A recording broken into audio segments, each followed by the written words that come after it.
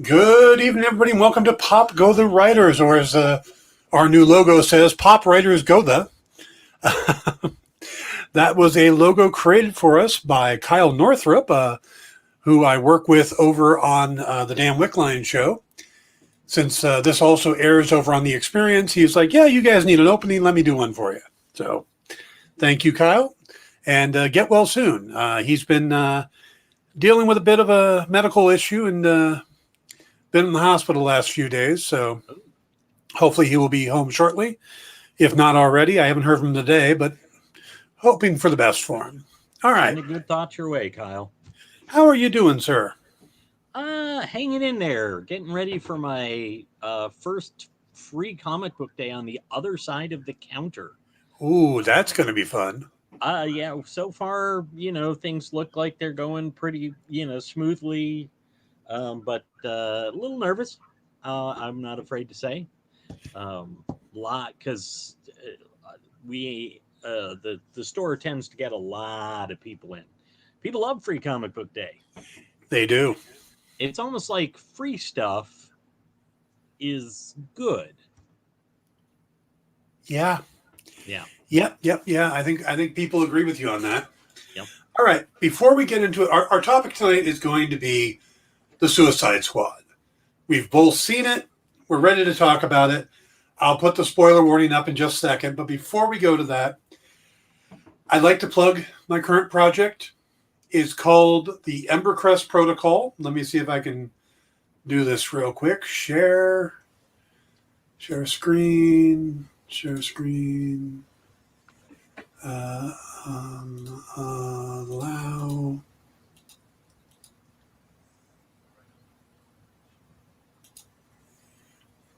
Allow. There it goes. All right, look at that. It's like technology is great and stuff. All right, the new project is called the Ember Crest Protocol, and it is on the Kindle Vella. Now, Vella is still in beta, which is interesting because you can read it on the Kindle app, or you can read it on the actual website.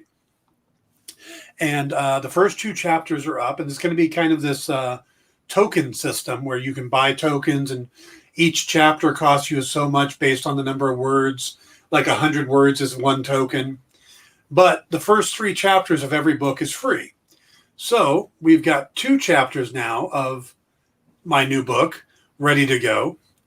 And you can click and read on both of them for free. But when you do me a favor. When you get all the way to the bottom, and it's a ways down there, there's this little thumbs up button. That helps if you guys hit that. Also, there's this little follow button over here. And if you guys hit that, I'd appreciate it too. That'll tell you the next time there's a new chapter. I'm going to be doing these weekly.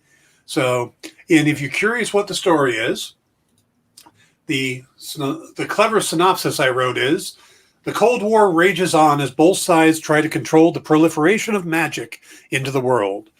But when one of America's best seekers goes missing, it's up to Jonathan Blazak to figure out what powerful artifact has surfaced and either recover it or destroy it before the Soviet Union can weaponize it. His only lead is Symphony Shirzo, a young research assistant who doesn't know that magic is real or that she is now the central figure in a world-changing battle between nations. This is a 1970s style kind of spy thriller with magic. So, spy thriller, urban fantasy kind of mixed together. And that's what's going on right now. So, the Born Sorcery premise. Yes, a bit like that. It's James Bond meets Doctor Strange, or where he uses his gun, his wit, and a few choice spells to defend the United States. But again, it's all Cold War style stuff. It's got kind of an homage to the Bond feel. So, like that, something fun to read if you guys are looking for something different. And the first 3 chapters will be free. 2 of them are up there right now. So take a look if you get a chance. All right. Let's see. I think we need to put up a follow. Yes, right. Like and follow, please. All right. Let's put the spoiler warning up. We haven't done that in a while. Stephanie Brown, where are you? Okay, it's going to be that week already, is it, Paul? Hey, I had to sit through your promo, so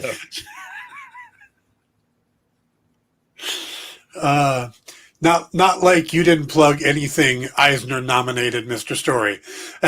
Eisner losing Mr. Story to you.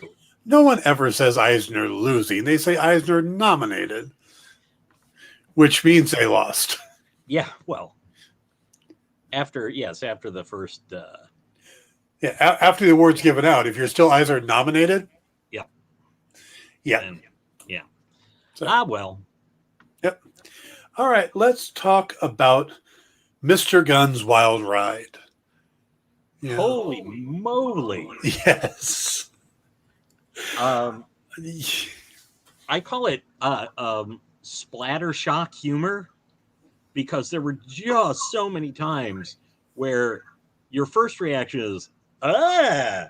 Yes. And then you find it turns into a ha ha ha ha ha. To me, the best example of that was them going into the camp to save Flag, and with the two of them kind of trying to outdo each other. And then you've got Peacemaker, John Cena's character, with the axe, and he just walks up to a sleeping guy and just chop, chop, chop, chop, chop, chop, chop. It's like, oh, God.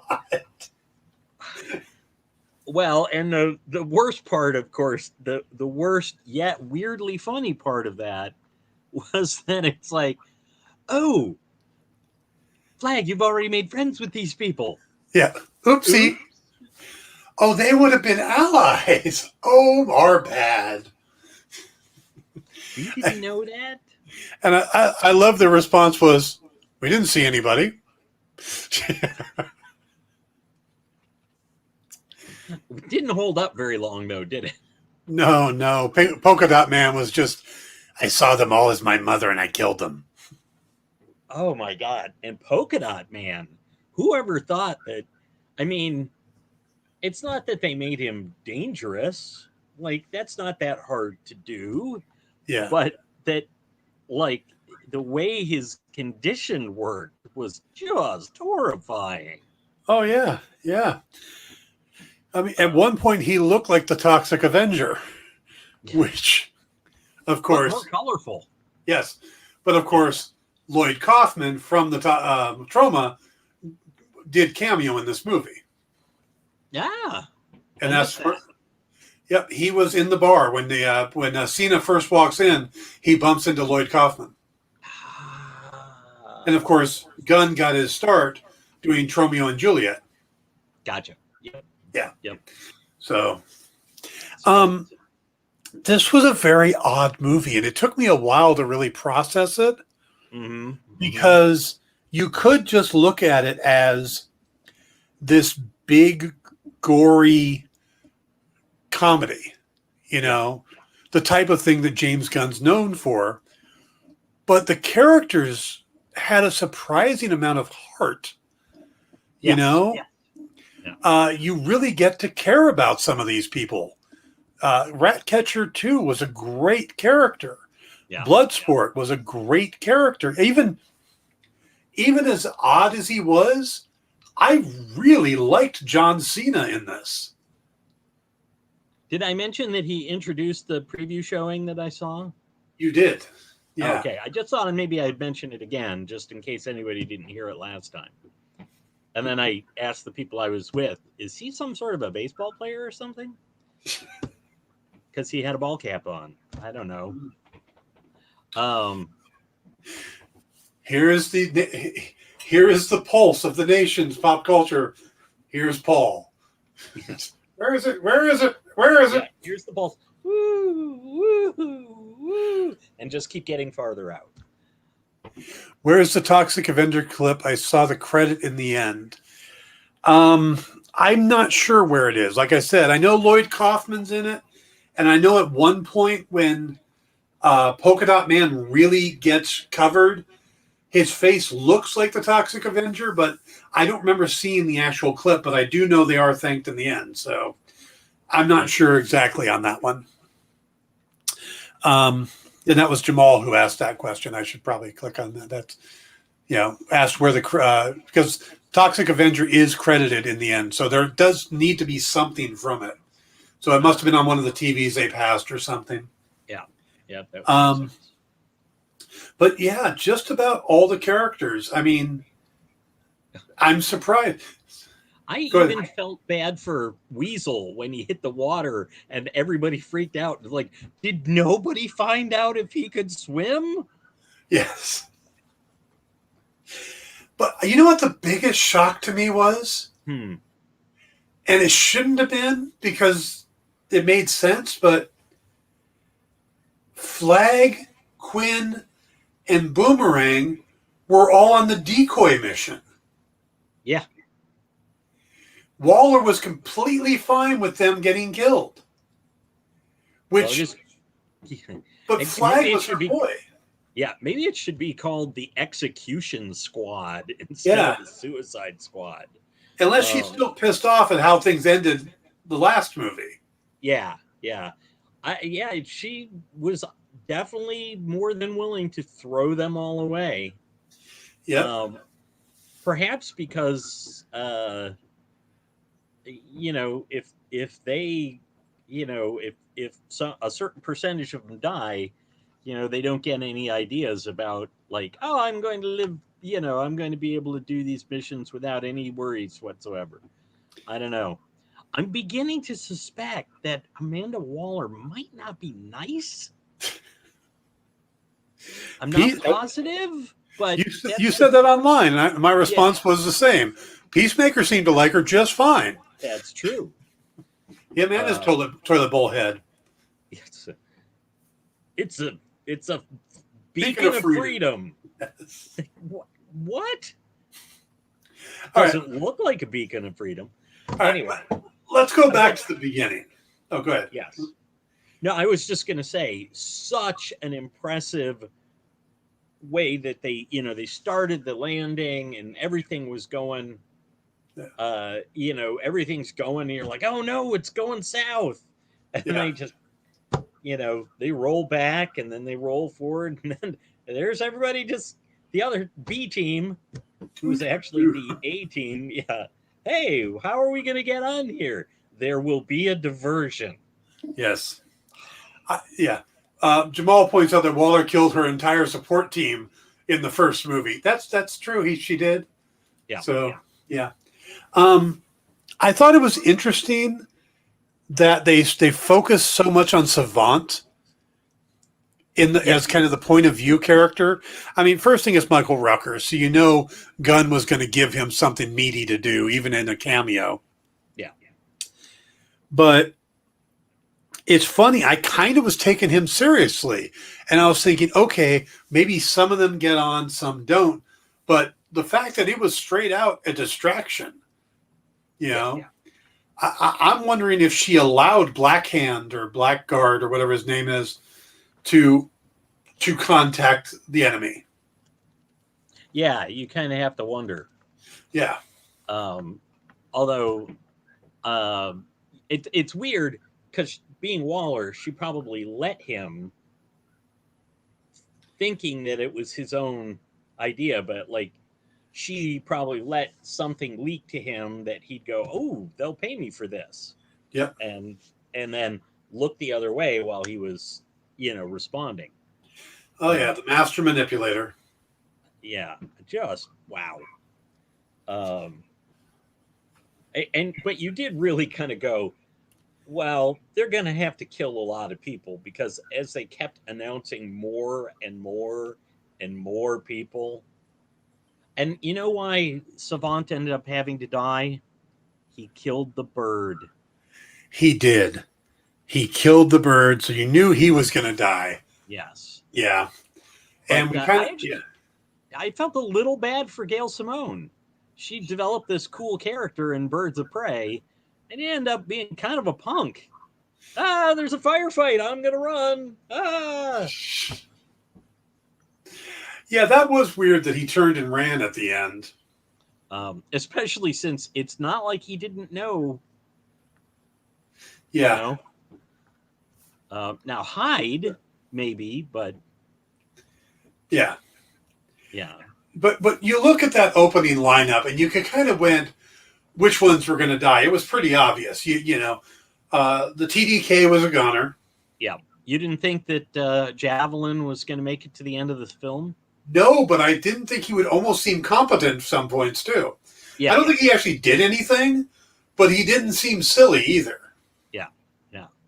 Not easy when you're A, Javelin, and B, Flula Borg. Yes. Yeah, it's like Pete Davidson as Blackhand or Blackguard or whatever it was. Blackguard.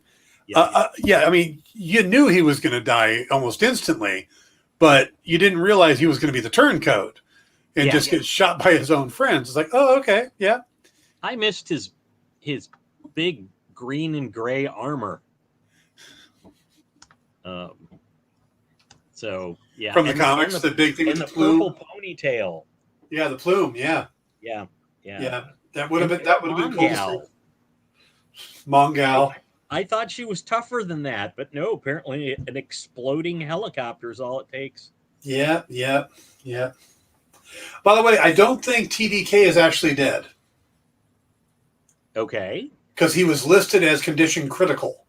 Okay. On the screen. So he might have died. Somebody definitely needed to give him a hand. But and he was certainly disarmed. Yes, he was. Yes. So should apologize for those too. Those were bad. Yeah. So Jamal says she didn't know, that's why she asked her guy if VG was fully vetted. Oh, Blackguard. Yeah. Okay. Well, she said. Yeah. Oh yeah, Ron. By the way, hello, Ron. It's been a long time, but yeah, this was definitely definitely going to be an R rating because I think you get one in a PG-13. Yeah, and then you also had the really close ups of heads exploding and goldfinches eating Savant's face, and which was a nice turnaround. Yeah. Although I was wondering why goldfinch would be on that island, but sure. Revenge. Yeah. It's the John Wick of goldfinches. Yes. By the way, Jamal also thinks that TDK is alive. Yeah. Suicide Squad returns. TDK. Who isn't an actual DC character, but he's kind of he's arm fall off boy. Yeah, he's arm fall off boy. Yeah. So. Well, maybe he's Arm Fall Off Boy's ancestor. But definitely when his arms popped off, the imagery on the inside was very much the way Arm Fall Off Boy looked. Yeah, which is a horrible character name, but TDK isn't much better. Your name is Letters? Yes. And wasn't it just from his name? Yeah. Like his regular name. It's just his initials. Mm-hmm. Yeah. Frankly, in this situation, he should have been known, and this is for the gamers out there, as TPK. Total player kill. Party kill. Yeah. Party kill. Okay. Yeah. But I did really like how that whole first segment played out. The flashing back, the two missions, I thought was really good. Yeah. I thought, and they did a nice bait and switch. I really thought that Bloodsport was going to be basically just a fill-in version of Deadshot. Right. But no, it was completely his own unique character from the moment he got into a yelling match with his daughter.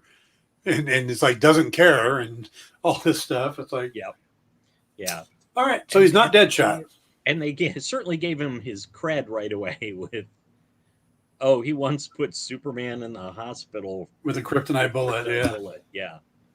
You know, it's kind of funny. There's that one moment where the three of them are in the truck together. Peacemaker, Flag, and Bloodsport. And he says, he talks about the killing move. And he, basically he knows the other two are going to know it too. and they all do it on the same time. And then and they all get out. They all got guns, and it's like, wait a minute. That's a competent team of soldiers. Yeah. This can't be Suicide Squad. I actually liked when Waller introduces Peacemaker, and it's like, and Bloodsport's reaction is, that's what I do. Yeah. Yeah. Yep. Yeah. And then they get into the little one-upsmanship going back and forth. All right, what does he say here? Elba, yeah, but yeah, Idris Elba, yeah, is better yet underrated actor than Smith. I think that's why he stood out as different. Oh yeah, Idris Elba is a great actor and makes anything he's in better. And I got to tell you, I'm hoping he's going to pop up in the Peacemaker series. It'd be nice. Nice. Now, I like Will Smith, but Will Smith is definitely one of those actors that feels more like he's playing a Will Smith role. Not in everything. I mean, he's done serious dramatic roles. Yeah. But usually in the action adventure stuff. Yeah, his Jim West from Wild Wild West is the same thing as Deadshot and down the line. Yeah. So, I'm not totally dissing his. I'm not at all dissing his range as an actor. He can do some good other stuff, but most of the time, people are going like, "Hey, we'd like a Will Smith kind of guy here." Yeah. Whereas I find that Elba is less. I don't necessarily think all his roles to me feel like it. That was written for Idris Elba. Yeah, no, I agree. Yeah. And I mean, even in films like this, his Bloodsport character is very different from Heimdall, very different from his character in the Ghost Rider sequel. The second Nick Cage movie, he's in that. I didn't even remember he was in that. But he was also not even though they're both soldiers, not quite the same as his Pacific Rim. Yeah. Then you throw Stephen King, Dark Tower in there. Mm-hmm. That's completely different as well. So, but and to prove that what we're talking about Will Smith, you guys should check out the trailer for King Richard, which is his next movie coming out, where he plays the father of Serena and Venus Williams. Oh. And that is a completely different type of role for him. And he looks, and from what the clips show, looks like it's going to be a big role for him. Yeah. Like there's going to be Oscar buzz for it. Jamal says, Will is definitely the same guy in SS1 as in Bad Boys. Yep. In Bad Boys, in Wild Wild West. Yeah. In Men in Black. Yeah, but that's what you pay for with that. If you wanted to do more serious acting, you get him in other movies, Yeah. Yep. So, all right, let's talk about Peacemaker. Or as we like to call him, Toilet Head. Yes, Toilet Head. They did an interesting job setting him up for a TV series. Mm-hmm. Especially an HBO Max TV series. Because it's not going to be a kid. It's not a family-friendly show. No. And we do know that some of the cast are going to be the two people that, if you see the end credit scenes, and this was really an end credit scene. Right. The girl and the guy that go and check on him in the hospital, Steve Agee, and I cannot remember her name. I wish I could, but it's one of those things where I knew Agee before, Well, Steve Agee did two things in the movie. He was the body of King Shark, and he had the role he played. I was a little confused about that. So King Shark, he's a king?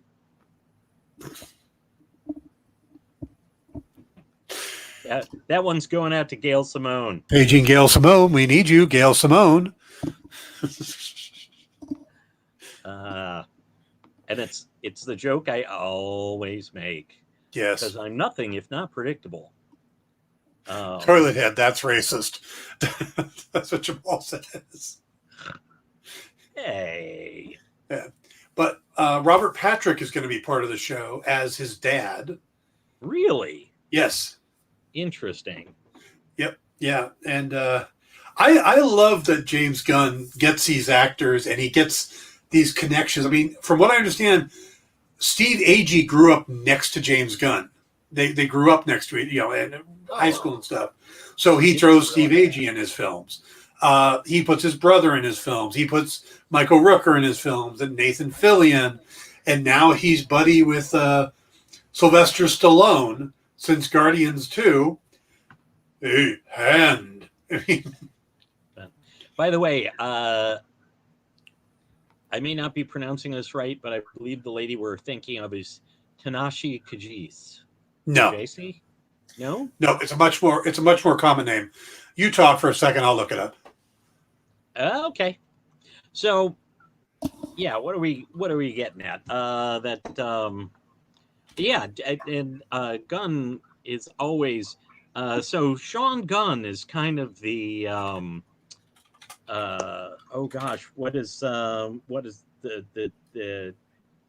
Ted Raimi of James Gunn. Yes. Yeah, absolutely. But they're actually both talented guys. I mean, it's not like, they tend to do more comic stuff, but it's not like they're just there because just because of their brothers. They're talented guys as well. Right. All right. So in the cast of Peacemaker, you've got John Cena, of course, reprising the role of Peacemaker. Robert Patrick is playing his dad, whose name is Agee Smith. You've got Steve Agee coming back as John Economos. Jennifer Holland is the woman who was in the end scene. Really? And she's playing Amelia Harcourt. Other characters that are listed, I didn't know some of them. So I know the ones that have been confirmed. Freddie Stroma is going to appear as Adrian Chase, a.k.a. Vigilante. Oh. This says Nut Lee, and I'm trying to pronounce it's Nhut. I'm going to go with Nut Lee, as playing Judo Master, which is another old DC character. And then, there's some other, but those are the two names that jumped out to me. Like, somebody named Sophie Song, which sounds like it's got to be a character. That Jennifer Holland is Amelia Harcourt. She is not the one that came in at the end. She is. I'm almost positive. Nope, you're wrong. All right. I'll have to watch it again. Big Steve Agee and the blonde girl showed up at the end talking to the doctor. Peacemaker's on the bed. Why was I thinking it was the lady that clocked Waller? It's not. Huh. Okay. Yeah. So the person I thought was the actor I thought played the role I thought, but it was not the person at the end. So. Okay. Okay, she's not a new character. Sophie Song is not a character. It's a new character for the DCU or DCEU or. Okay, that's a good question. Well, besides, I want to bring up what Jamal says. Calendar Sean plays Calendar Man in the background, and another good reference is like Ted Raimi is for Sam Raimi. Clint Howard to Ron Howard. The black lady hit Waller, but the black lady isn't the one who showed up at the hospital at the end. Right.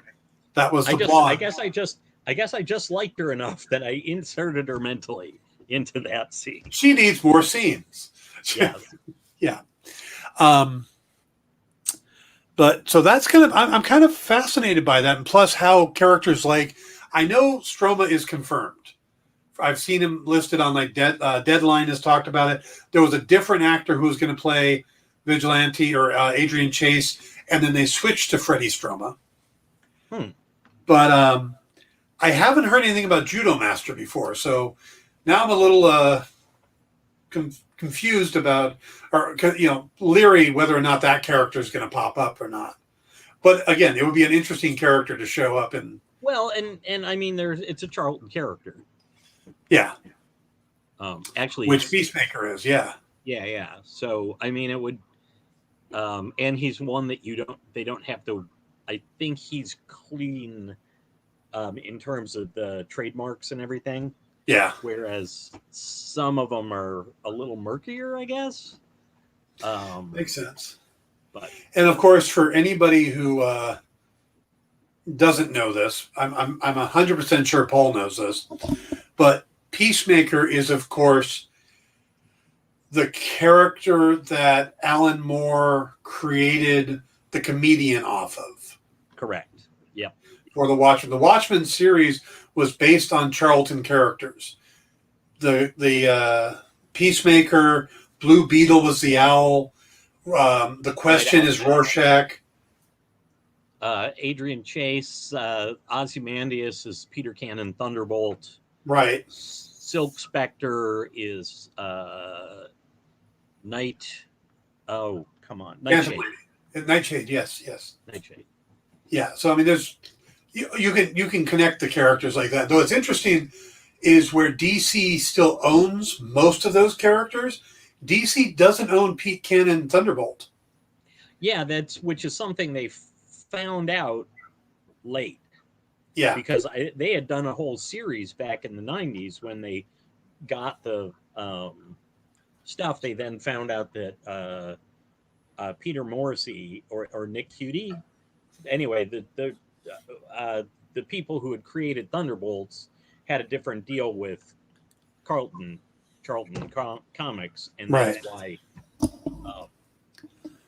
that's so they don't have the ability to do that. Of course, that had nothing to do with why there were substitutes in Watchmen. There were substitutes in Watchmen because Dick Giordano loved the Charlton characters because he shepherded them. At least this is how I understand it. And he said, why don't you not make it those actual characters? Yeah. And they had just gotten them, too, out of they got them out of a bankruptcy, didn't they? I think so, yeah. And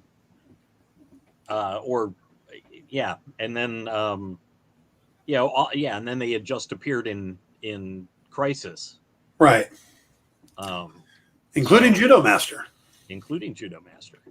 Yes. Who has shown up occasionally in the DC universe. Yes. The regular old comics universe. Okay, here's a good question for you. Yep. Is Warner Brothers killing the DCEU or not? I don't think so. I think they're just fumbling around until they're throwing spaghetti at the wall to see if it sticks, as the old saying goes. Yeah. So I think that's where they're trying to find an approach that connects with audiences. And the weird thing is that, this is probably, I would expect this is going to be one of their biggest,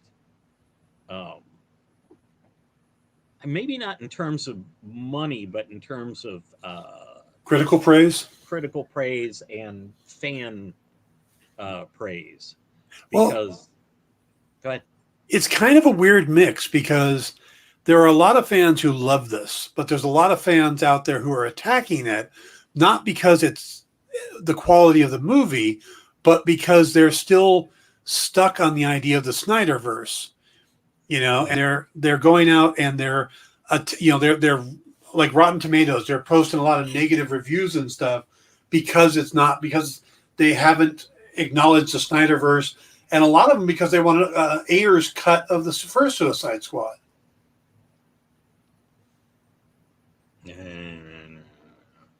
I am tired.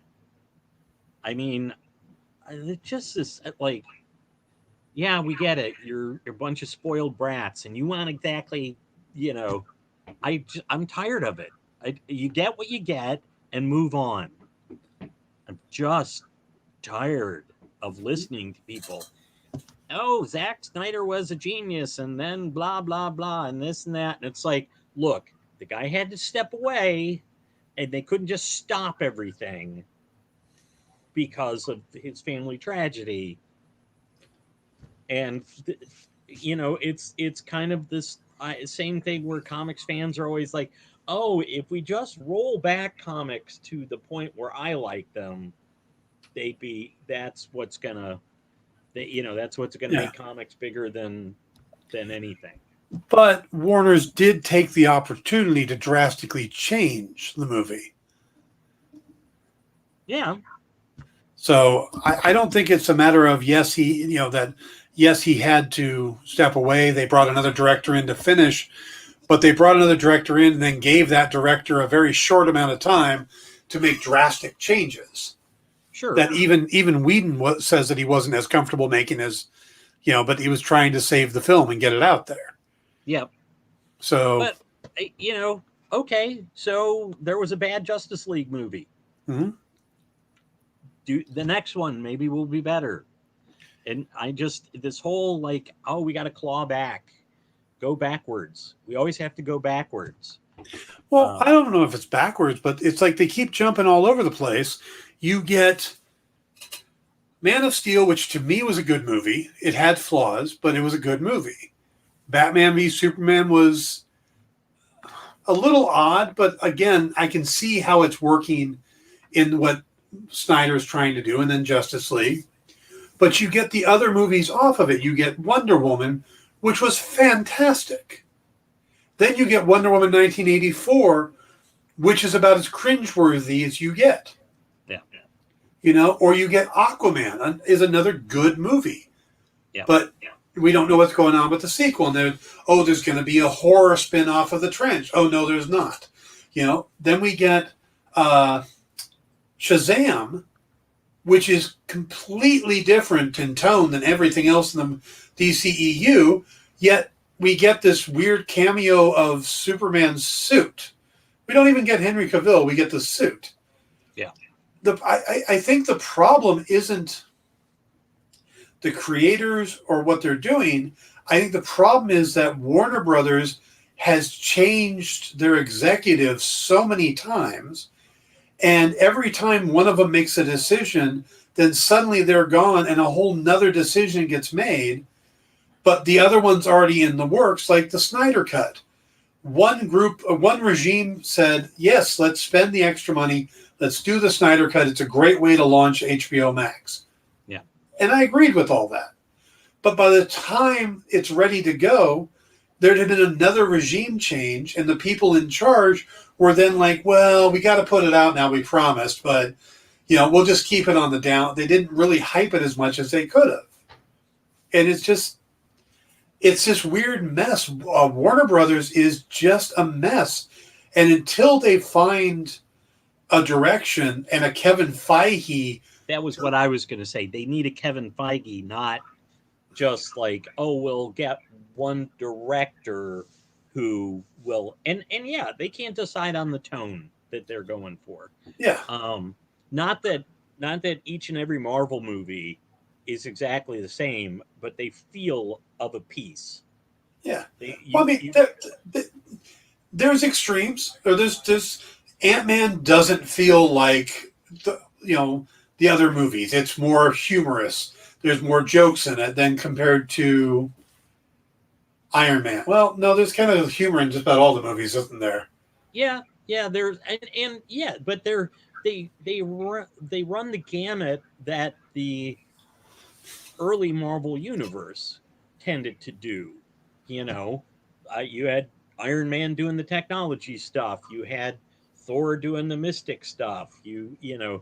Captain America fighting the would-be Return of the Nazi guys and stuff like that. Spider-Man fighting his amazing rogues gallery, of semi-street crime, because most of his enemies are thieves. Yeah.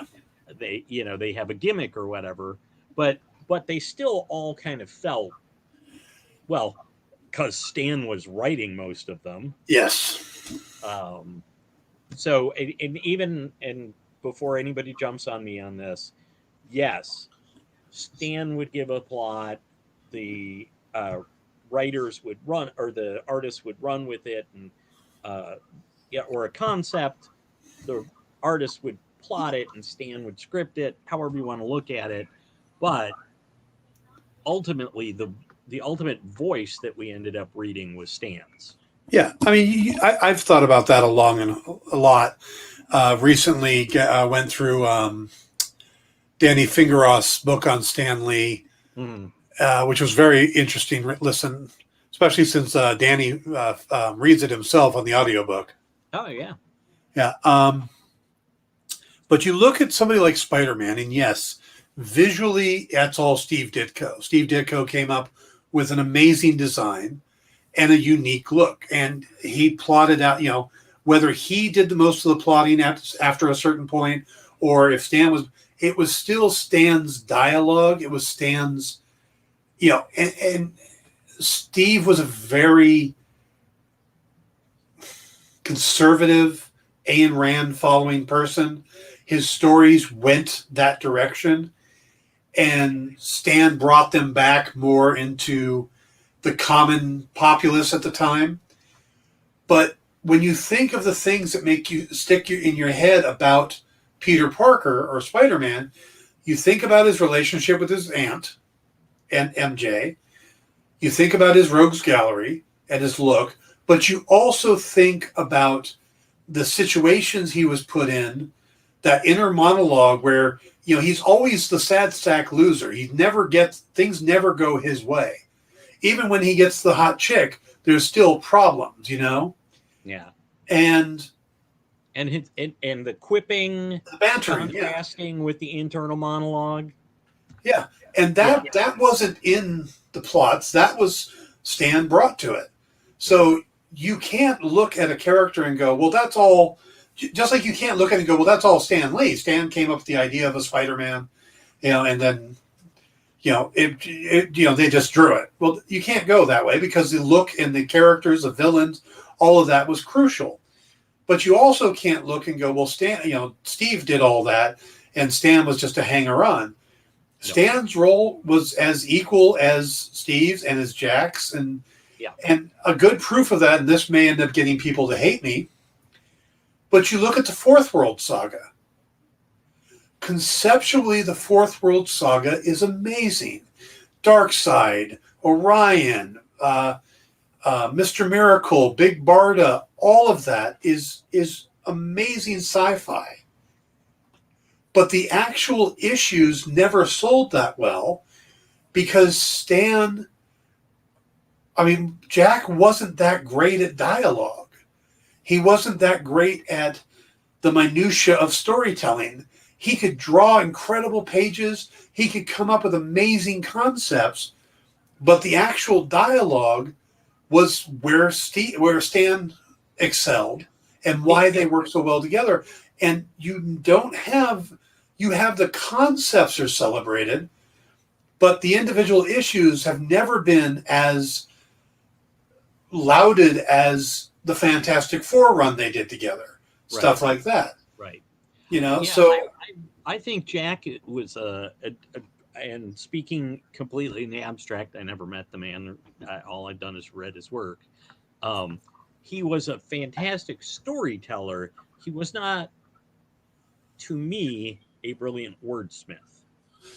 Yeah. And I'm sure people will go, Stan wasn't a brilliant wordsmith either, but he certainly had something going on there. Yeah, he made us connect with these characters, and we're still connected to them. Yeah. The Spider-Man we see in the movies now, that's the Stan Lee part. That's the Spider-Man we got from Stan and Steve. Yeah. And let's face it, with great power, there must also come great responsibility, which gets truncated a little bit. But that last panel of Amazing Fantasy 15 Spider-Man origin story, that's Stan. Yeah. and I don't think that's a particularly Randian No. stance. No, So that's definitely not very Randian then. And I don't know how much he was doing that in the beginning, but everything I've read is that a lot of times you'd have these scenes where Peter would be kind of getting into an argument with these hippies or, the modern day movement. yeah, And he'd put notes in what's going on. And Stan would look at it and go, that's our readers. That's our readership. So instead, you've got Spider-Man going, I'm with you. Yeah, get out there. Go do it. Yeah. Which is another reason that caused the rift between the two creators. Because he wasn't really following exact. But would Spider-Man have been that popular if he had been more of the Mr. A character? I don't think so.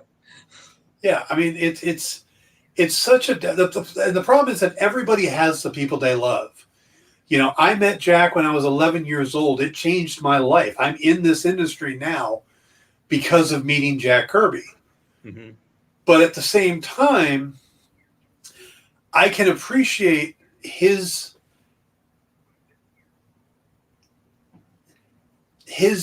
contributions to the industry, the contributions he made, but I can also respect and appreciate the stuff that Stan brought to it too. Right. Right. And I guess having worked on comics with some great co-creators where it's a very synergistic thing, we can talk back and forth, but also I've worked on projects where I write a script and send it to the editor and I don't see it again until it comes out in print. Yeah. And I know which way is better I think creates better comics is the first one where I get to, the stuff I did in the freeze to me is better because I was on the phone or in Messenger with Phil Sevy all the time, or working with Dave Hartman or Ben Templesmith, all these people where I have a conversation. But if I'm just turning a script in and getting back the results, then sometimes it doesn't communicate as well. You can't fix things on the fly. I think it's funny. Sometimes I see veteran comic creators and they'll be like, oh, you always have to do the letter, the pass after you get the pages back. You always have to do that to account for what the artist has done and stuff. And I think, yeah, a lot of times they don't give you that opportunity. Right. If you're not at a certain level, people aren't coming to you and going like, oh, and would you like to take a second pass? If tweaks need to be made, then the writer makes it. Now, but by the same token, when I worked at DC, there were a couple of books I worked on where some of the art changed some of what was going on.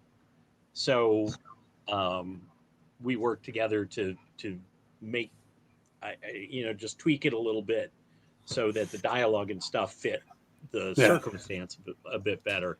But, you didn't always get that opportunity. Like I didn't always get that opportunity when, sometimes the first thing I saw was, they're like, oh, here's the copy, or, here's the proof. Just let me know if like there's something, they're more looking for spelling errors and another set of eyes on the editorial side of things. Proofreading. Absolutely. Proofreading is what they're sometimes looking for. Anyway. Right. Let me put up what Jamal's talking about here. Jamal says Kirby is the Zack Snyder of comics. Visually tremendous, writing not so much. Eternals didn't sell that well either after Kirby's comeback. True. The Eternals never really did that well. Yeah. But they're popular characters. Yes. But I think it's mean to compare Kirby to Snyder. And then Jamal says, Ditko didn't think villains should know the hero personally. Stan obviously thought the opposite. Yeah, good point. Because personalizing these, Sam Raimi did that in all of the movies, personalized the characters to, he worked for Doc Ock. His best friend's dad was the Green Goblin. In the third one, it's the Sandman actually killed Uncle Ben, you know? Yeah. So, all right, we've gotten way off topic. Way off the Suicide Squad at this So point. let's bring it back to this. One of the things I really appreciate about James Gunn is how much he cares about the creators that came before him. And you can see that if you follow John Ostrander online. Good evening, Cody. If you see John Ostrander online, he posted a ton of photos from the red carpet. The producer of the movie is the one that got him out there. Actually, I think paid for his flight. I can't say for sure, but it got the impression that the producer is the one that brought him out there. And you see that basically every actor, every behind the scenes person all went out of their way to pose with John Ostrander. Right. Plus, he got the small role in the movie where he gets to put the bomb in the back of Savant's neck. He's Dr. Fitzgibbon. And I really like how much Gunn is tipping his hat and even saying that, he referred to this movie not as a sequel to the last movie, but a sequel to John Ostrander's comics. Mm. So to me, I really can appreciate that because I think a lot of these big movies come out and you get that lump of thank yous at the end. Yeah. And that's pretty much all that the creators get. Marvel's been pretty good about, every once in a while popping in a cameo. Stan Lee was obvious, but Walt Simonson showing up in Thor, things like that. He was also there. You just don't see her up close. Right. J. Michael Straczynski and Iron Man? Thor. Yeah. So, and that's probably Kenneth Branagh's doing. That was all Kenneth Branagh's movie. But, so I really like the fact that Gunn spent so much time with John Ostrander, who may not be one of the biggest names in the comic industry, but excellent writer, excellent guy. Absolutely, on both those parts. And hell, I'd love to have him on the show. Love to talk to him. But to see a writer being that taken care of by Hollywood did my heart good, Yeah. I really appreciated that. Yeah. Yep. Indeed. Yeah. Indeed. Yeah. All right. So was there any characters you thought stood out way more than you ever expected them to, or just don't go ahead? Oh no, it's in answer to that. Ratcatcher 2, and the fact that they made a point of so totally doing the DC who's who in the DCU of calling her Ratcatcher 2. Yes. Not she's the second Ratcatcher. No, she's Ratcatcher 2, which is the same way that they always put it in those handbooks. Yep. I had forgotten that Taika Waititi was going to be Ratcatcher, her dad. Well, it hadn't been announced. They just announced he had a cameo. Yeah, I think I saw speculation on it. Yeah. But that was great. And yes, I did not expect to really like that character as much as I did. Or her rat. Or her rat.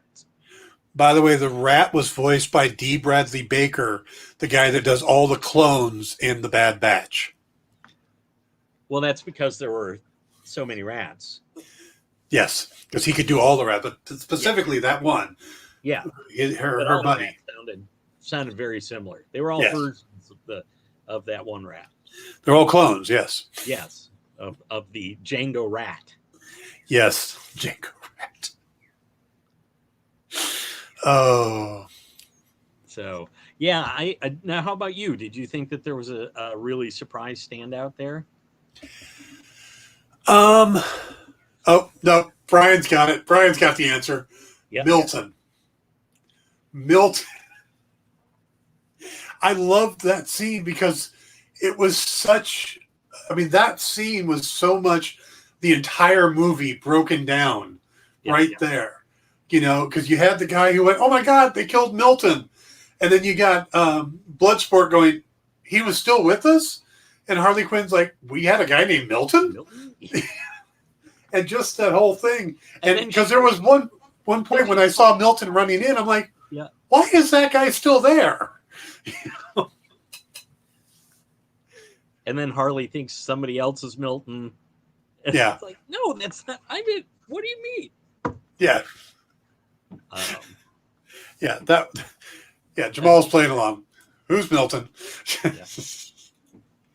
Yeah. So the Milton character was great, but I really liked. Well, David Dastmalchian is just great in any role you give him. Yeah. And I swear to you, coming out of the Ant-Man movies, I thought that was his real accent. Oh. So when I hear him without an accent, I'm like, wait a minute. Well, yeah. Maybe that was his real accent, and he just decided to turn it off for this one. But he's great in this. He's great in Go ahead. Just the thing with all the moms. Oh, God, yes. And I don't know which is weirder. The scene where the entire team is his mom, or the scene where he's dancing with all of his moms. Or the giant Starro mom, yeah. Mom. Cody says, I thought Polka Dot Man would have played a bigger part at the end. He talked about his mother turning his brothers and sisters into superheroes. What happens if he doesn't expel his dots twice a day? Can he open like a black hole? I thought that's how they were going to kill the starfish. Absolutely. It did seem like they were setting him up, and instead he just knocked out her leg and then got killed. Well, which is pure James Gunn. Yeah. Yeah. Yeah. Well, because it was a kind of an obvious direction to go because we were so shocked at him being as powerful as he was. But boy, now we know they could certainly do a Speedball movie. Yes. And Dazzler. Yeah, there you go. Yeah. Jamal says he also thought it was weird that Milt was walking in with them into the Jotunheim's door. Do you think it was just bad timing, or do you think it doesn't matter, the name Jotunheim? I know that Jotunheim is from the comics. That facility is from the comics. But having just had the Loki series on, where Jotunheim is important to Loki, it just seems like bad timing. Yeah, well, it's one of those things where you're condensing decades of comics together. At the time that Suicide Squad was worrying about Jotunheim, it wasn't necessarily a big thing in the Thor comics, but when you squash everything together. True. Yeah. Now, I think one of the things that I found most fascinating was the absurdity that Gunn was able to play with. Mm-hmm. Was so well done that in the end, where we get something so insanely absurd, we roll with it. Yeah. The floor drop with Bloodsport, a la the Aristocrats. Boom, boom, boom, boom. Yeah. And just have him show up at the exact moment he needs to save Ratcatcher 2. Yeah. There is no other movie I know of that could get away with that without critics going, oh, come on. You expect us to believe that? Nope. We're good. No one's even picking on that scene. We're like, of course that happened. Yeah.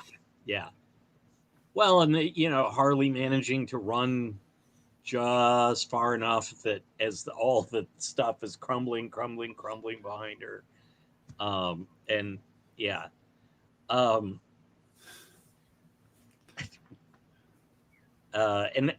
the fact that the El Presidente and the general kind of are just plot devices. Uh-huh. I mean, they're basically there to dial up the be like, oh, well, this is we're interfering. We're not. Oh, he's not interfering so much anymore. It was they, but then of course eventually we find out that, oh no, it was the U.S. that put Starro in Corto Maltese. Yeah. All right, let me hit these questions real quick, and then I got one for you. Jamal says Norse ref to Giants worked as a spoiler if you were in the know. That is a good point. The fact we were going to get a giant Starro, that was kind of there. So although that is not necessarily the giant you would have expected. No. Yeah. And Cody says, how did you guys feel about Bloodsport? His weapons were awesome. I thought he did well. Idris is a national treasure. I really liked the way they kind of changed his powers, because in the comics, there's that pocket dimension that he pulls weapons out of, where instead they just make all these different weapons part of his costume. Yeah. So I thought, okay, that solves the whole having to explain the pocket dimension thing. Right. And it also allows you at the end have him basically run out. Yeah. I got no components left. Yeah. To do absolutely love the performance. And I will say international treasure. Yes, because he is from Britain. Yes, I am a huge fan of what he did in this movie. I'm a huge fan of Idris Elba anyway. Yeah, but to me, he was much more of a developed character than anybody in the first Suicide Squad movie. And I liked the bond that he had with Ratcatcher too. Yeah. The whole, I'm going to get you out of here alive. No, I'm going to get you out of here alive. And sure enough, they both saved each other. Yep. And it was interesting though to see his interaction with his daughter, and then like how it was so different when he was, kind of with a surrogate daughter. I think that even with the daughter, there was still that affection and whatnot, but it was just interesting to see how with that space, he was able to be gentler with her and less, Right. Yeah. Though I have a feeling it'll come back to help his relationship with his actual daughter. Sure. Yeah. So, he may be able to bring her home a nice cuddly rat. There you go. So what did you think of Mr. Capaldi as the Thinker? Peter Capaldi does it. It's brilliant. I can't fault it. But yeah, he was just kind of slimy, and I admired his performance. That was I love too that he had all the stuff sticking out of his head and everything, and then he just had it looked almost like some sort of a Band-Aid on his ear. Well, he got cut in the bar, I think. Yeah, and it's just so weird to see this maniacal supervillain with diodes sticking out of his head, and then look, but my ear is taped up. Yeah. Don says, I liked how a single second of the bar montage solidified the friendship between Flag and Bloodsport. These characters actually knew each other before the movie. Yeah. It's handled very quickly, but Flag is the one who introduced or suggested Bloodsport to Waller, and that they actually had worked together in the past. Right. So contact John Ostrander for more squad stuff. Yep. Okay. And Don says he wasn't really the Thinker, though, only in appearance. He didn't manifest any Thinker-type powers. And you know what? I'm okay with that, because there were other characters that we got in this that never really manifest their powers. We never saw Javelin actually throw his javelin. On the beach, he did. Did we? Help, but yeah. Yeah. Oh, no, that montage was great. Yeah. And it also led to, well, I mentioned this earlier, but the scene in the back of the transport van where, Bloodsport just mentions a particular move, and all three of them were on, we knew what was going to happen. And like I said, at the end of that scene where the three of them are coming out, they've got guns, they're standing there, and it's like, wait a minute, that's a competent group. How is that possible in this movie? Yes. Well, because the weasel had already been offed. The weasel lived. Yeah. That was just so disturbing. Such a disturbing thing. I think one of the things I loved in this movie was just how much Rick Flag has gotten to the point that he just accepts. He's defending having Weasel on the team, even though he's killed 27 children. Yeah. And it's like nothing phases him anymore. Yeah. And he was a little more screwed up in the first movie. Yeah. But then, of course, he also had the hots for Enchantress. Right. So, yeah, and I got to agree with David here. Stallone coming in for the King Shark was genius casting. Although I will say my favorite King Shark is Ron Funches. Ron Funches is brilliant, and that's on the Harley Quinn series. Yeah. But Stallone's delivery is just so good. I mean, just to say one word and they're like, bird. Right. Yeah, I stay off the comms. So, yeah, King Shark stole any scene he was in. Though, I got to ask this. What was the point of the little sucker guys that attacked him?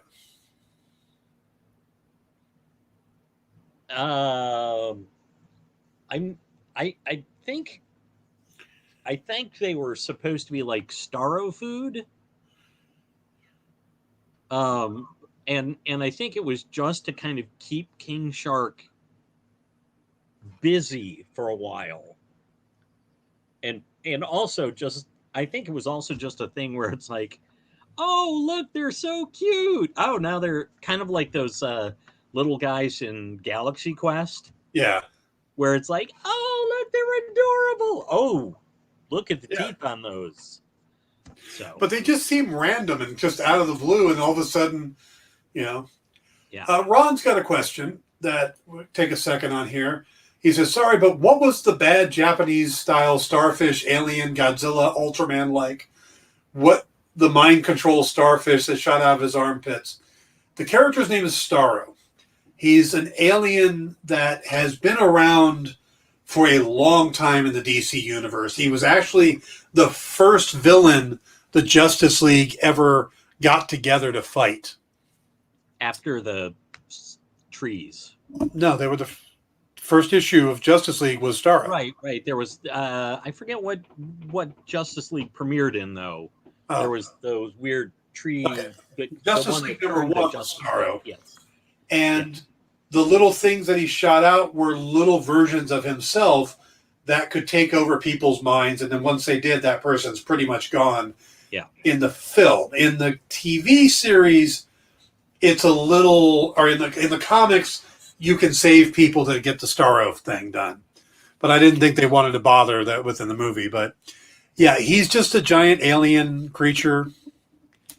They call him Starro the Conqueror because the things slap over people's face. And then Don's got the answer here. Yeah. Starro was the bad guy. Who was the one that... And it's Brave and the Bold 28. I thought it was Justice League 1, but yeah. So,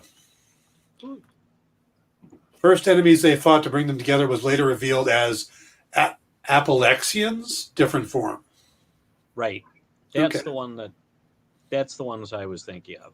Yeah. Jamal says the little jellyfish guys reminded him of Barbarella. I can absolutely see that in the baby doll scene where they start trying to chomp on her. Yeah.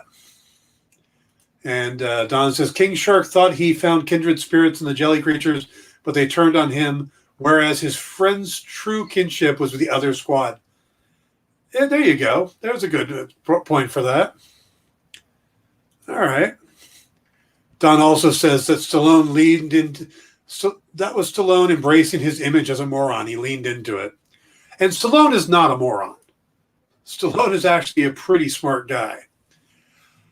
Jamal, I'm going to be honest. I didn't see any weasel penis.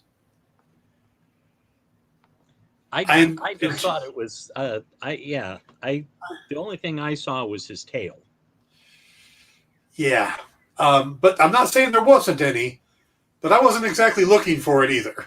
So it was just such an odd scene to suddenly see him wake up and get up. Yeah. So I thought Waller was far too heartless here, and she was in the first film. She really needs more of a comeuppance. Agreed. Yeah. Yeah. Of course, as I recall, the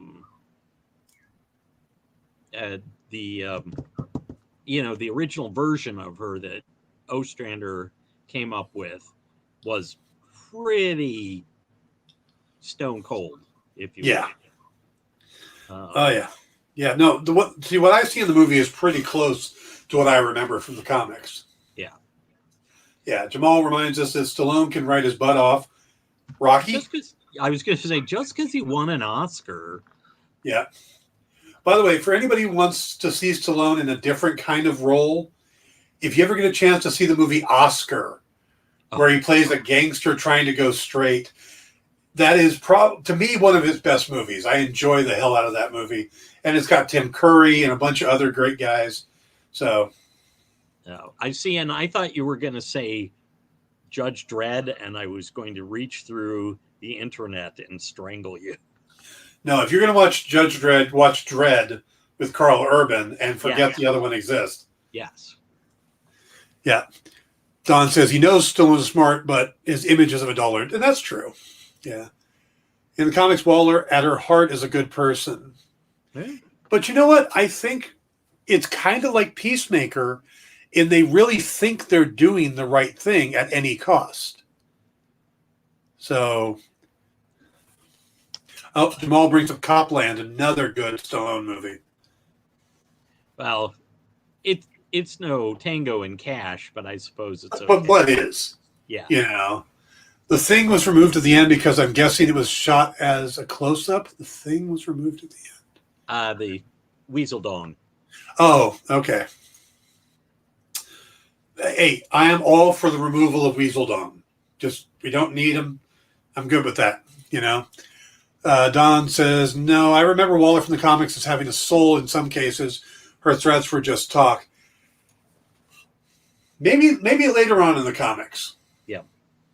I don't know, but I'm certainly not going to dispute your recollection, Don. Exactly. There's probably a good chance. Every writer comes in and puts their own spin on a character, so absolutely. But David's, Starro's been in DC for decades, has popped up many times. Yeah. Oh, and he also likes the Oscar movie. Yeah, I watched that as just randomly picked it up one day from a Blockbuster showing you how long ago that was, and watched it and loved it. Do that? You go into a video store and you'd wander rent a around movie for like 45 minutes and then go, I haven't seen this one. Yeah. Yeah. Yeah, we got to go. Fine, I'll take Stallone movie. Yeah. I'm sure there will be lots of shoot 'em ups. Yes. Stop or my mom will shoot. Great. Yeah. Or to borrow from Kevin Smith, Navy SEALs. Yeah, there is some great dialogue in that movie, and Tim Curry is okay. Let's be honest here. Tim Curry is great in just about everything he does, whether it's Hunt for Red October or McHale's Navy. I mean, whatever movie you put him in, it doesn't mean the movie's good. It means Tim Curry is good in the movie. Or The Shadow. The Shadow. Oh my God, with Ian McKellen and Jonathan Winters. That is such an amazing movie from just stepping back and looking at it. Yeah. Don says, what's great about this movie is that hopefully Warner Brothers will realize that not every superhero flick needs to be an origin movie. That is a great point, Don. And I hope they do. And I hope they find their Kevin Feige, their guy with the overall vision. And I think what makes it work for Fahey is he's not the one making the movies. You know, so far each time they've tried to do it, they've tried to make it with a director as the guiding force. You need to have that overseer. Then you bring in the directors and their vision, and you kind of guide them. You know, I mean, look at Star Wars. Star Wars, we all look at it as this amazing property and stuff like that. But the first script that George Lucas finished was rough, and his wife had to edit it into something that would work. Yeah. You know. By the way, quickly, Jamal, you are correct. Legends was by Ostrander Byrne. Yes. Yep. And David, that's interesting about Harley's accent because she bopped back and forth actually in this one. Yeah. She did have the accent at some points, but she slipped a lot, and I don't know if that was to indicate the instability of Harley or what. But yeah, there's a good amount of the film that is when Harley isn't the lead character at that moment, she tends to have that accent when she's interacting with other characters. But when it becomes her movie for that little chunk of time, where suddenly it's Harley Quinn becomes Evita, her accent does change. And it might be because they were kind of doing Evita. Yeah. You know? So I thought they were doing that one with Fran Drescher. We're going to say Evita. We're not talking Fran Drescher. I'm still trying to. What the heck was that one? Wasn't Timothy Dalton the? Timothy Dalton, yeah. Yes, I know which one you're talking about. Can't remember the name of that. Anybody wanted to? Yeah, it's The Beautician and the Beast. Ah, there we go. Why that popped back in my head, I don't know. But now, see, now that we're talking about it, I don't necessarily think it was an accident that she switched. I think when we were inside her brain, the whole Evita scene was inside her brain, where the music switched, you know, the flowery stuff was going on, and she was singing the Just a Gigolo, I Ain't Got No Body song, and then it became part of the actual thing, and the flowers were going. I think that's when the accent changed. And I think Paul may have frozen.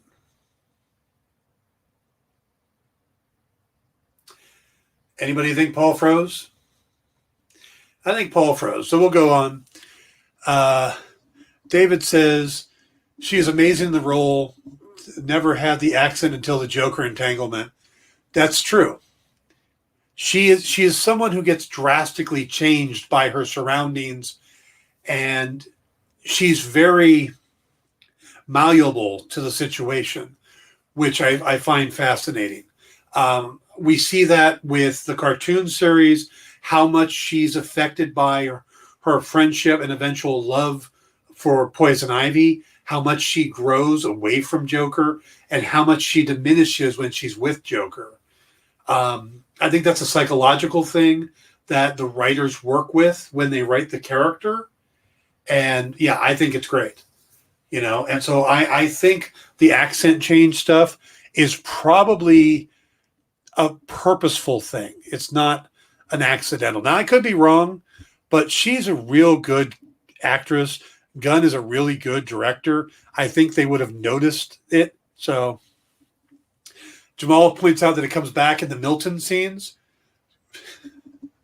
Oh, Milton. We miss you, Milton. And Don says, someone will have to explain to me why Alice Braga took on this movie. The leader of the rebels really didn't have much meat. Paul's back. Didn't have. Don says, someone has to explain to me why Alice Braga took this movie. The leader of the rebels really didn't have much meat on the bone as a role, and she clearly doesn't do comedy well.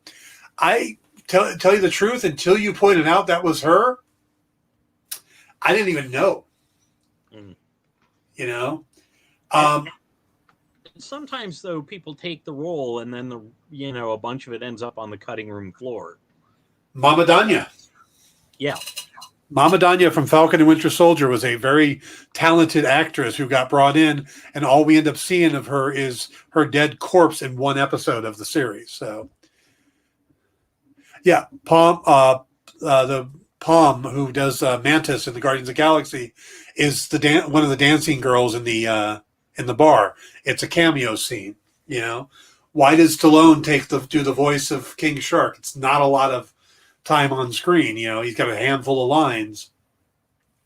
Some of it is because James Gunn asks you to. And then once you get in that little James Gunn circle, you get asked to do a lot of things. And I wouldn't turn them down.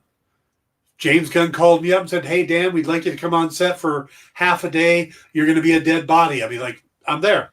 Where do you need me?" Well, we did get to meet the Martian Manhunter. Let me throw this out to our listeners while Paul unfreezes again. How many of you think that this might save the DCEU compared to how many of you think that DC is just going to kill it like they've been leaning towards? You know, will we get more connected stuff, or are we going to start fading out and losing all the Snyder stuff? Will we start going in a new direction? How much of it are they going to hang on to? How much do you think are they going to push away?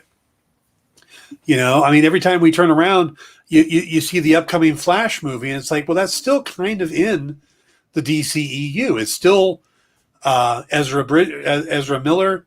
It's still going to have Ben Affleck in it. You're going to have, you're also going to have Michael Keaton in it. Yeah, and the Batman certainly doesn't look like it's. Yeah, that's completely different. DC is an utter mess right now.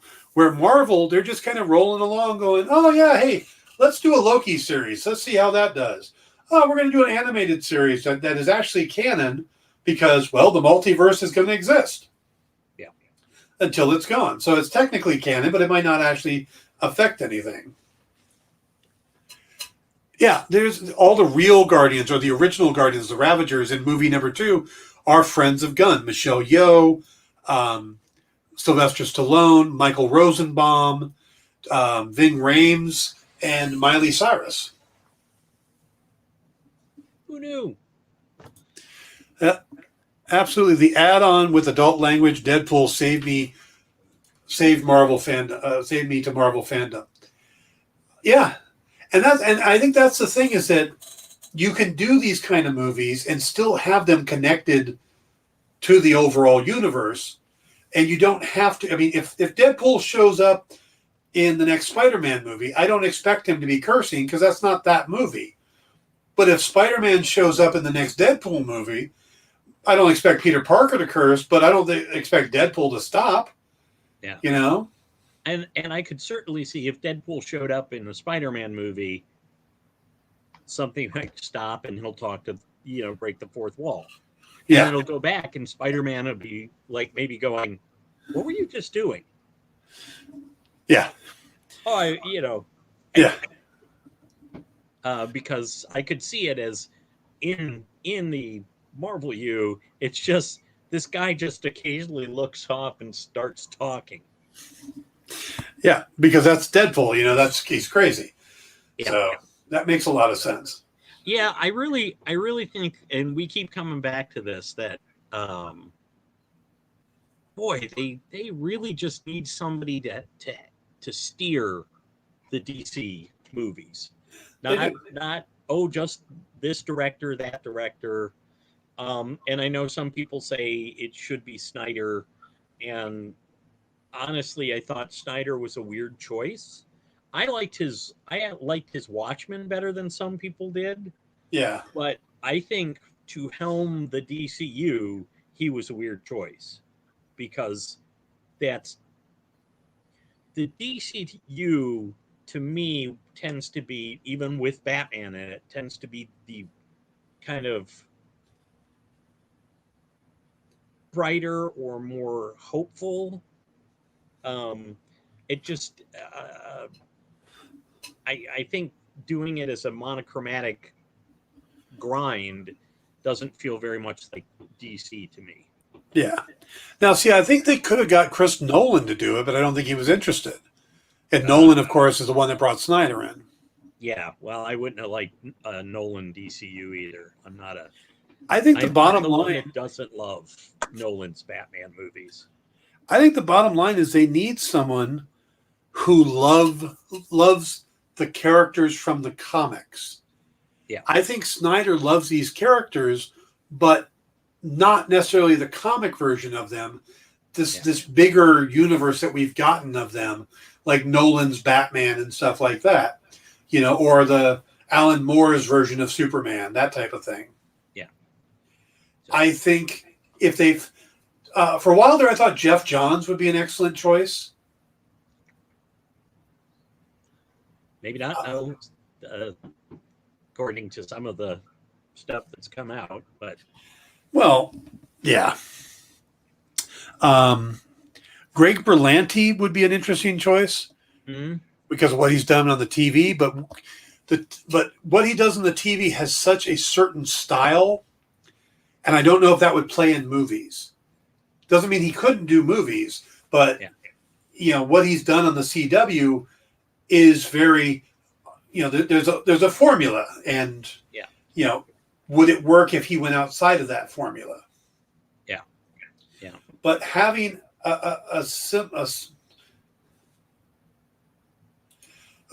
John's had a hand in the horrible WW84 screenplay. True. Good point. Whew. Yeah. I had such high hopes for that movie after. I know. Yeah. I know. And I don't understand where it went wrong. It's just kind of a train wreck.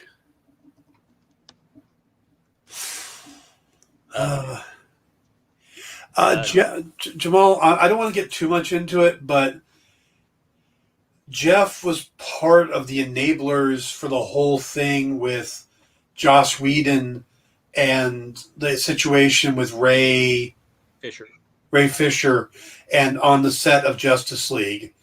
So it's not so much that he did something himself. It said that he's allowed certain things to happen. And again, you can look all this up. I don't want to get too much into it because there's still a lot of unknown. There's still a lot of he said, she said. Plus, we only have 3 minutes left. True. And with that last 3 minutes, Paul, what should people know about what's going on with you? Well, everybody should know that on August 14th, unlike most years where it's the first Saturday in May, it's Free Comic Book Day. Hey! And if you are in the Northwest Metro Detroit area, you can come out to Comic City West Bloomfield at the corner of 14 Mile and Haggerty Road. Get yourself some free comics and meet me. The free comics are the real appeal. But stop on by. Actually working on still working on the new Stanley the Squirrel script for next Halloween. Dan, what's up with you? Well, I am doing my shows regularly here and on The Experience, and I've got my new series out, the Ember Crest Protocol, which you can get on Amazon. It's a chapter-by-chapter release, and the first 2 chapters are up on Amazon right now, and they're free. So if you want to read the first 2 chapters of my new book, go on out, click on or look up the Ember Crest Protocol, and it's a 1970s spy thriller mixed with magic. So you can check it out, read the first 2 chapters for free, and there'll be a third one as soon as I write it. And I'll be catching up on that as soon as Free Comic Book Day is over. All right, everybody. Thank you for joining us. I really appreciate all the great banter in the chat. You guys are great. Thank you for joining us. Thank you for hitting the like buttons, the subscribe buttons. So Ember, Ember Crest. So let me put up there. I should be able to do this. Link, copy. That work? Copy. I don't see anything, but Paste. Okay, there it is. That's the link to the story itself. It's the Ember Crest Protocol. And it will all make sense why it's called the Ember Crest Protocol eventually. At least I believe so. So I think it has something to do with watercress. Yes, it's all about a sandwich. Yes. So. All right, everybody. Again, thanks for coming out. Next week, we're going to start talking about next Pop Go the Writers. We'll be talking about the new Marvel What If series. And hopefully I'm going to reach out to Jim Beard, who has been our guest each time a new Marvel series appeared. So I'm hoping Jim will come back and join us next week. And maybe drop in a few things about the finale of the first season of The Bad Batch. Yes. I am current on it, and I am looking forward to the final episode, partly because then it'll be done, but there will be a season 2, so... Yeah. All right, folks. It's so about good, time. Dan and Paul. You should keep up for these minutes. Well, all right. Yeah, I kind of teamed up right now, right? Yeah, so, all right, everybody. Let me go ahead and end it there. Have a great night, and we'll see you soon. Good night, everybody.